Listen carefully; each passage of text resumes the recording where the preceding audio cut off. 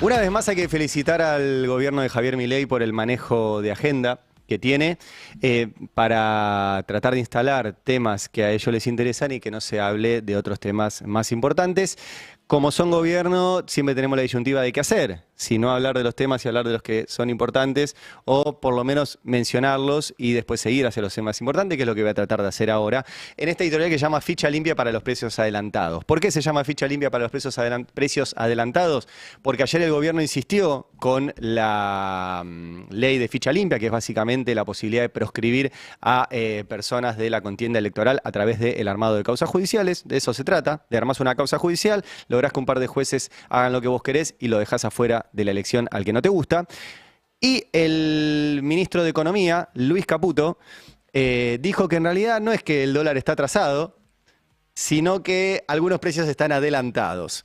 Y es muy curioso porque el que podría estar cerca de no tener ficha limpia es el propio Caputo, como ahora les voy a contar. Antes, un par de detalles. Ayer el gobierno también, en esto de meter temas en agenda, dijo que va a iniciar el proceso de salida de la Organización Mundial de la Salud. Salió toda la comunidad científica a explicar los problemas que tiene eso para la Argentina. Salió en línea con el gobierno de Donald Trump, que dijo que se va a ir de la Organización Mundial de la Salud. Y vamos a ser, junto con Estados Unidos y Liechtenstein, los únicos 3 países que avancemos en ese sentido.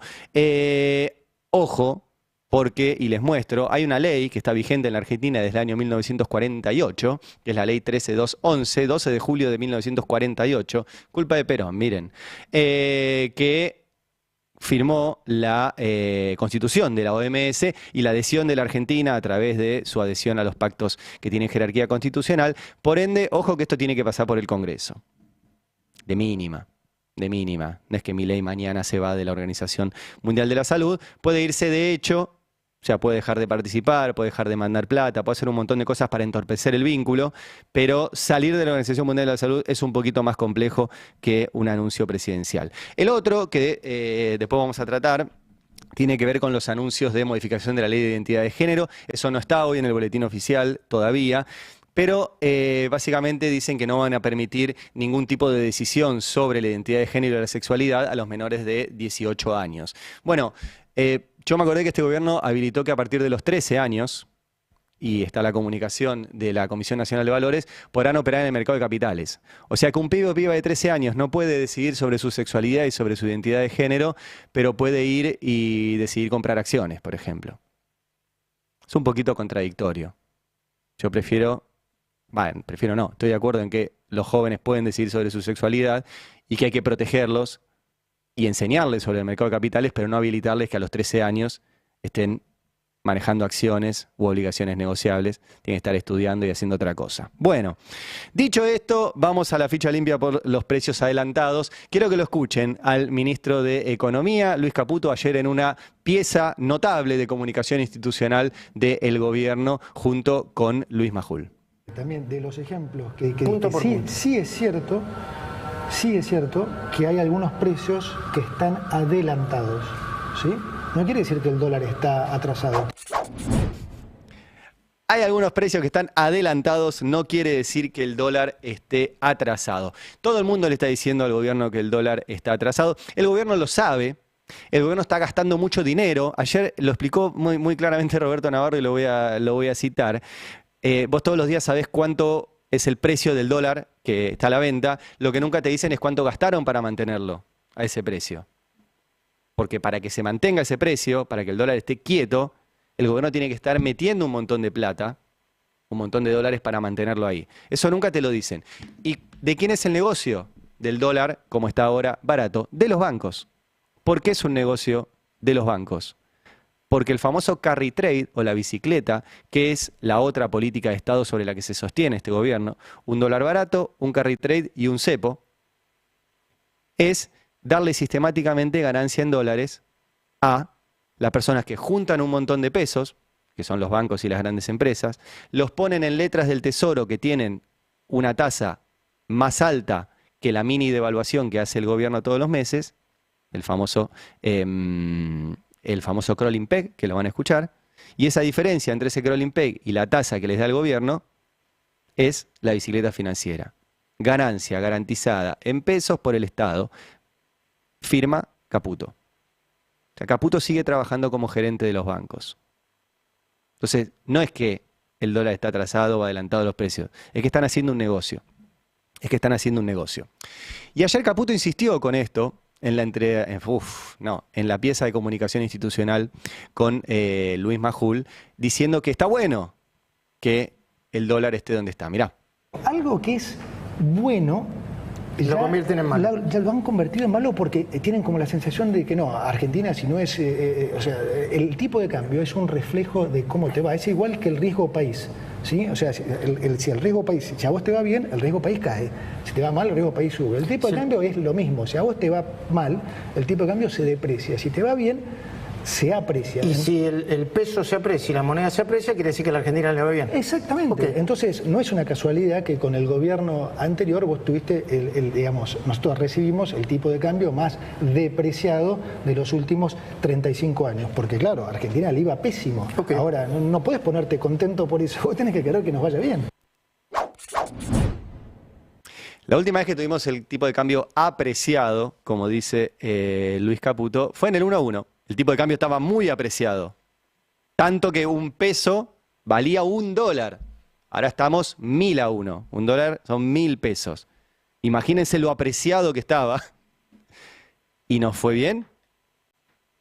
El 1-1 fue destrucción de la industria nacional, desempleo, pobreza, indigencia y finalmente explotó.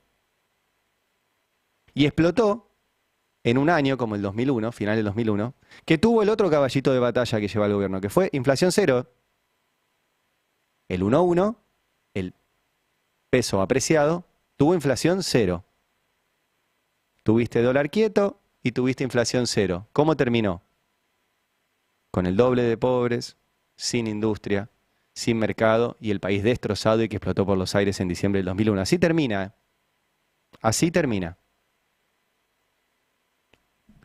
Lo otro que dijo Caputo ayer, y los quiero compartir con ustedes, es que es falso que este sea un gobierno para los ricos. Mirá. ¿Qué le diría a los que sostienen que este es un gobierno para ricos? Y que la baja del impuesto a los autos de alta gama es una prueba de que este es un gobierno para ricos. Dice, ¿por qué le bajan los impuestos a los rastrojeros que se usan para laburar? Te lo contestaría en francés eso. Diría que es una boludez homérica. Bueno, está bien, es una buena respuesta. Porque el gobierno que supuestamente se dedicaba a los pobres es el que los multiplicó. Este es un gobierno que ya con lo que hizo sacó casi, o sea, más de 9 millones de gente de la pobreza. ¿Y los autos de alta gama? Los altos, primero no son los de alta gama, son todos, son los de alta gama, los de media y los de baja también, porque al bajar esos autos bajan los de gama más baja también. Y además, como te digo, se recuperaron los salarios, duplicamos el AUH, o sea, si algo está haciendo este gobierno es gobernar para los que menos tienen, y la prueba más contundente es que nuestro presidente es más popular en las clases medias y bajas que en la clase alta. Ayer justo un amigo que llevaba 12 horas sin luz me preguntó, che, ¿cómo le fue a Edesur el año pasado? Y le digo, pará que me fijo, estaba haciendo otra cosa, estaba escribiendo la nota que está hoy en el Destape sobre el caso Correo. Bueno, pero me fui a fijar y le fue re bien. Le fue re bien. No solo ganó plata, ¿sí? Lo cual tuvo rentabilidad Edesur, sino que pasó de una rentabilidad del 7% a una rentabilidad del 10%. Rentabilidad es, cuando vos mirás un balance de una empresa tenés que ver la guita que le entra y la guita que gasta. Y el resultado, cuánto le representó de sus ingresos. Eso es la rentabilidad, ¿sí? Pasó de una rentabilidad que tenía del 7% a una rentabilidad del 10%. Este es el último balance que lleva hasta septiembre del año pasado. Por ende, si pasó del 7 al 10%, tuvo casi un 50% más de rentabilidad, ¿sí? Aumentó 3 puntos la rentabilidad sobre 7, es casi un 50% más de rentabilidad. Y así podría seguir, no los voy a aburrir ahora con los balances de otras grandes empresas que han multiplicado su rentabilidad exponencialmente, algunas hasta el 1000%, como el caso de la industria láctea. Pero en medio de que Caputo decía todo esto, el gobierno empuja a través de uno de sus socios, del PRO, la ley de ficha limpia. La ley de ficha limpia. La que lo impulsa, la cara visible, es Silvia Lospenato, diputada por el PRO, y así lo defendía. Pero no alcanza con resolver digamos, algunas variables macroeconómicas si seguimos repitiendo las matrices de corrupción que gobiernan este país, y por eso es que hay que hacer las dos cosas, hay que trabajar con la economía, pero que hay que avanzar. Ficha limpia es mínimo, primer paso, y fíjate la cantidad de años y la política no quiere restringirse a sí misma su privilegio de poder robar y después sentarse en una banca. Sabés que con Claudio seguramente queremos preguntarte lo mismo. ¿Vos crees de verdad que va a salir ficha limpia? Tantas veces me ilusioné que me cuesta mucho, porque bueno, uno va perdiendo la esperanza, no quiero perderla. Quiero creer que de diputados la tenemos que aprobar. Digo, ya ahora no vería por qué, ¿no? Si vemos el número de diciembre y le sumamos a eso que van a haber más diputados que ahora que hay un proyecto del oficialismo, van a estar sentados ahí, no deberíamos fallar en diputados. El desafío va a ser el Senado. Ficha limpia es la posibilidad, repito, de proscribir candidatos a través del armado de causas judiciales. Lo que te dicen es que si hay una confirmación en segunda instancia de una condena, no vas a poder participar como candidato o candidata en las elecciones. ¿A quién le hicieron eso? A Lula, en Brasil. ¿Cómo terminó la historia? Lula era inocente. Ahora no le permitieron participar en una elección, se le hicieron ganar a Bolsonaro y así terminó la cosa. Finalmente, la Corte Suprema después dijo, no, fue todo trucho. Fue todo trucho. Y acá quieren hacer eso.